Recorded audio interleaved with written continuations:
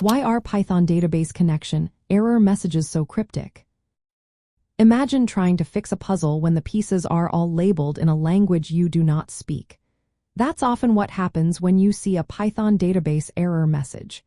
These messages can seem confusing and hard to understand. When your Python program tries to connect to a database, it goes through many layers. Each layer has its own way of reporting problems.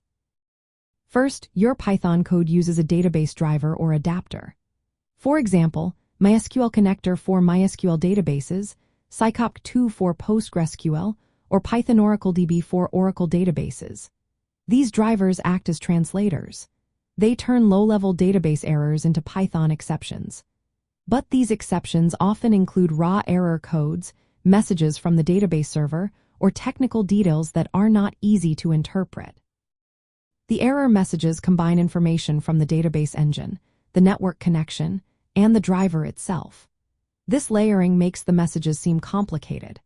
For example, you might see error codes like MySQL error number 11460 or Oracle error code ORA 12541. These codes are meaningful to database experts but can be confusing if you are new to database integration. Most connection errors happen because of simple issues like wrong login credentials, the database server being offline, or incorrect connection strings. But the error messages often include technical descriptions or codes that tell you more about what went wrong. These details are meant for database administrators to troubleshoot, not for Python developers trying to fix their code. Python's exception handling helps manage these errors better. When you wrap your connection code inside try and except blocks, you can catch specific exceptions like operational error or interface error. These exceptions have attributes that store error numbers, SQL state codes, and messages. You can use these attributes to understand what caused the error and how to fix it. Many Python database APIs also provide helper functions. These functions can extract descriptive error messages or error codes separately. Using these tools, you can build error handling that shows clearer messages to users or logs detailed information for debugging.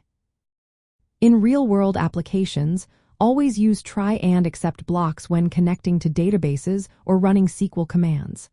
Check the exception attributes to find out what went wrong. Avoid showing raw error objects directly to users. Instead, parse the error details and translate them into simple, understandable messages.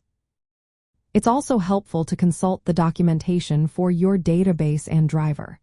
They explain what different error codes mean and how to interpret them. This knowledge makes it easier to troubleshoot connection issues. Understanding that layered systems and technical details cause these cryptic messages helps you see why error messages are often complex.